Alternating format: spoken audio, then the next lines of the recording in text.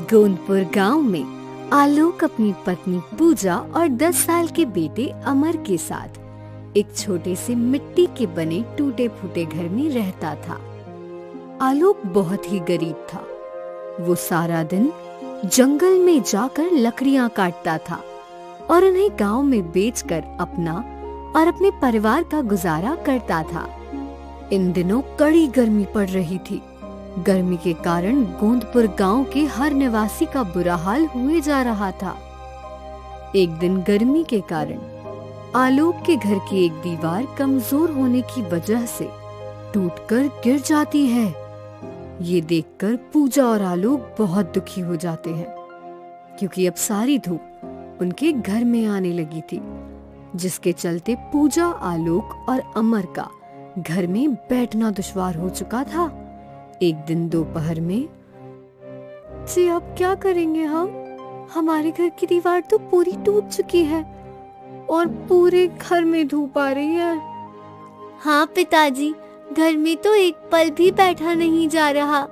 एक काम करते हैं, आज हम तीनों मिलकर ये दीवार फिर से बना लेते हैं। मिट्टी की दीवार कब तक बनाते रहेंगे हम? वो हर 2 महीने के अंदर गिर जाती है और हमारा ये घर भी कितना कमजोर हो चुका है। पता नहीं ये कब गिर जाए। तो क्या करें पूजा, दीवार तो बनानी ही होगी ना, वरना ऐसे गर्मी में कैसे रहेंगे हम? दिन में गर्मी, रात में गर्मी, ऐसे तो हम तीनों बीमार हो जाएंगे। पिताजी, मेरा दोस्त पीयूष है ना, उसके पिताजी ने घास का घर बनाया है और वो उसी में रहते हैं। यहाँ तक कि उन्होंने घास के तिनके से 4 घर बनाए हैं। एक घर में वो रहते हैं और बाकी के घर उन्होंने किराए से दे दिए हैं। घर के साथ साथ उनकी कमाई भी होती है। हम भी ऐसा कुछ करते हैं ना। और मैंने सुना है धूप में घास के ऊपर पानी डालने से वो घास एकदम ठंडी हो जाती है, जिसकी वजह से उस घास के घर के अंदर बहुत ठंडा लगता है। गर्मी बिल्कुल महसूस नहीं होती उसमें। क्या जी, हम भी ऐसे ही कुछ करते हैं ना। अगर हमारा भी घर घास का होगा तो कितना अच्छा होगा ना। और घास के लिए हमें कौन से पैसे देने होंगे? वो तो जंगल में ऐसे ही मिल जाती है। घास का घर कैसे बना सकते हैं हम? पिताजी, मैं आपको बताऊंगा कैसे बनाना है घर। चलिए, पहले हमें जंगल में जाकर घास ढूंढनी होगी। अमर के कहने पर तीनों उसी समय जंगल की ओर निकल पड़ते हैं। गर्मी के मौसम के कारण सारे पेड़ पौधे सूख चुके थे। जंगल में कहीं पर भी घास का नामो निशान नहीं था। हम तो कितनी दूर तक आ चुके हैं, पर यहाँ तो कहीं पर भी घास नहीं है। अब घास कहाँ से लाएंगे हम? बस पूजा, हम इससे आगे नहीं जा सकते। यहाँ से थोड़ी दूरी पर एक विशाल जंगल है। सुना है वहाँ बहुत से जंगली जानवर रहते हैं। वहाँ जाना हमारे लिए सुरक्षित नहीं होगा। क्या? जंगली जानवर? अरे बाप रे, नहीं जी, हम वहाँ नहीं जाएंगे। चलिए हम वापस घर चलते हैं। वैसे भी थोड़े समय में अंधेरा हो जाएगा। चलो अमर बेटा, हम घर चलते हैं। आलोक और पूजा जाने लगते हैं, पर अमर वहीं उदास खड़ा था। ये देखकर आलोक परेशान हो जाता है। अमर बेटा, चलो। अमर एकदम खामोश खड़ा रहा। तभी उसके पास पूजा आती है और धक्का देकर चलने का कहती है। चलो अमर, कहाँ खो गए? घास मिल जाती तो कितना अच्छा होता ना। तीनों जाने लगते हैं। तभी आलोक के मन में एक बात आती है। लगता है घास के ना मिलने से मेरा बच्चा उदास हो गया है। कितना दुखी लग रहा है ये। नहीं, मैं अपने बच्चे को दुखी नहीं देख सकता। पूजा, मैं क्या कहता हूँ, तुम और अमर घर चले जाओ।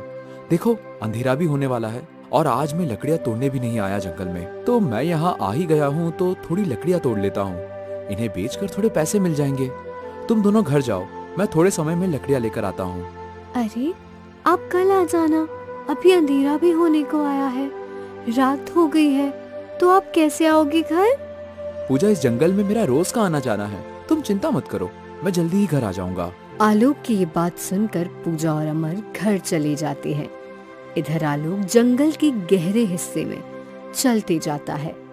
मुझे तुरंत ही कहीं से भी घास ढूंढकर घर जाना होगा।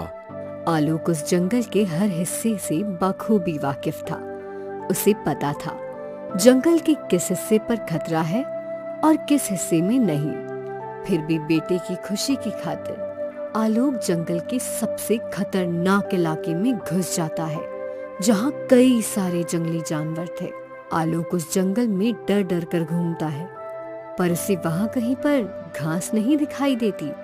ये देखकर आलोक दुखी हो जाता है। इतनी दूर आने के बाद भी घास नहीं मिली। ये जंगल की सारी घास आखिर गायब कहाँ हो गई? एक घास तक नहीं है इस जंगल में। तभी एक जंगली हाथी आलोक के पीछे लग जाता है। आलोक उस हाथी को देखकर तेजी से जंगल की ओर दौड़ता जाता है। बाप रे, ये जंगली हाथी मेरे पीछे कैसे पड़ गया? अगर इसने मुझे पकड़ लिया तो मैं तो मारा जाऊंगा। कहाँ भागूं? आगे तो पूरा जंगल ही जंगल है। आलोक तेजी से भागता जाता है।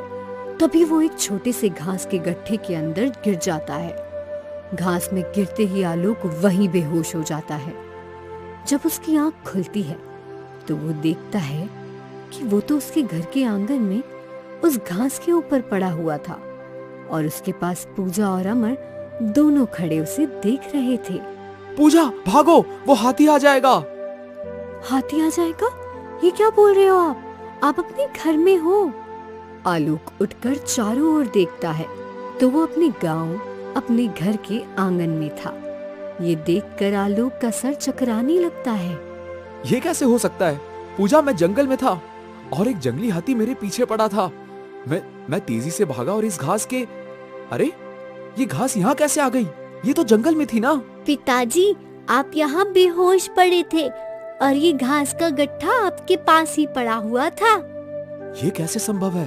पूजा, मैं जंगल से यहाँ कैसे आ गया? मैंने तो इस घास को हाथ भी नहीं लगाया था। फिर मैं इस घास के साथ यहाँ कैसे? ये सब क्या हो रहा है? मेरी तो कुछ समझ में नहीं आ रहा है।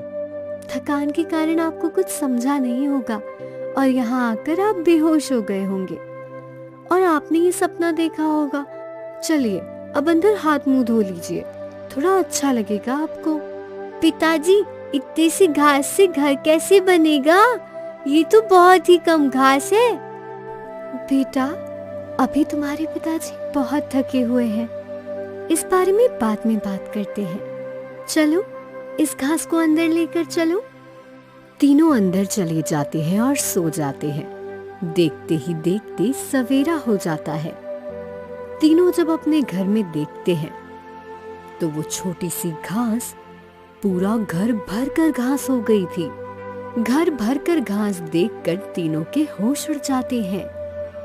पूजा, ये इतनी सारी घास, ये कैसे?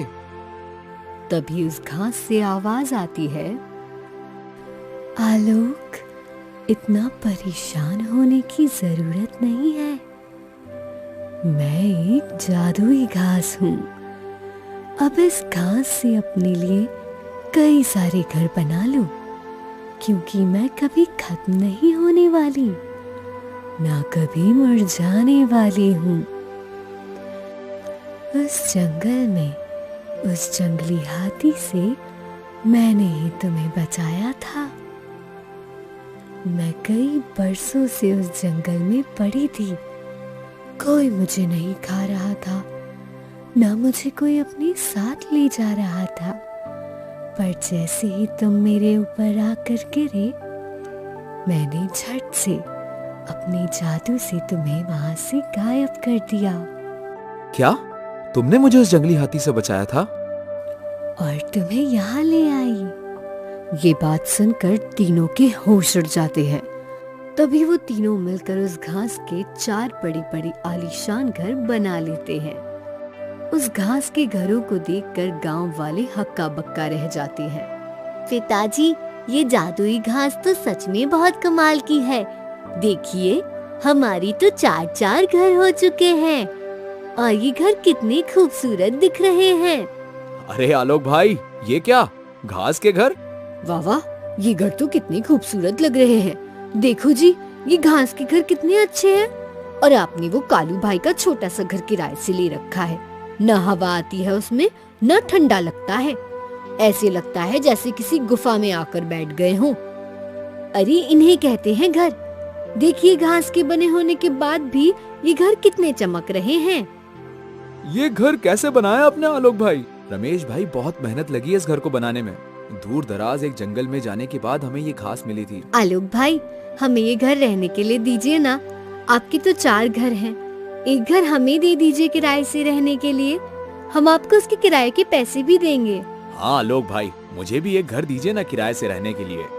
ठीक है, एक घर का किराया 5,000 रुपए महीना लगेगा आपको। बोलो, मंजूर है? हाँ मंजूर है। अब आलोक तरुण, सविता, रमेश और एक गांव के व्यक्ति को अपने 3 जादुई घास से बने घर किराए से दे देता है, जिसके बाद वो तीनों परिवार आलोक के उन तीनों घरों में रहने लगते हैं। एक दिन रात में, देखा पिताजी, इसे कहते हैं दिमाग। मैंने आपको घास के घर बनाने का उपाय बताया और देखिए हमारे 4 घर बन चुके हैं और इसमें 3 घर किराए से भी दे दिए हैं हमने। जी अब तो हमारी सारी परेशानी दूर हो जाएगी। 15,000 रुपए महीना हमें घर के किराए का मिल रहा है। अब तो हमें कमाने की जरूरत ही नहीं है। अब तो हमारे पास पैसा ही पैसा आएगा। पूजा, अभी तो कुछ नहीं, अभी आगे आगे देखो, मैं इन जादुई घास से कई सारे घर बना लूंगा और कई सारे लोगों को अपने घर किराए से देकर हम तीनों आराम से बैठकर अपना जीवन बिताएंगे। देखते ही देखते कई दिन गुजर जाते हैं। आलोक अपनी जादुई घास से गांव में कई सारे घास के आलीशान घर बना लेता है और कई गांव वालों को वो घर किराए से देकर आराम से अपने परिवार के साथ अपना जीवन बिताने लगता है। बारिश, तूफान, आंधी से उन जादुई घास के घरों को कोई फर्क नहीं पड़ता था, क्योंकि वे घर एक जादुई घास के बने थे। यही चमत्कार देखकर सब गांव वाले हैरान थे। अब कुछ ही महीनों में आलोक उस गांव का सबसे अमीर आदमी बन जाता है, जिसके बाद आलोक, पूजा और अमर तीनों अपने हर ऐशो आराम और सपने को पूरा करने लगते हैं।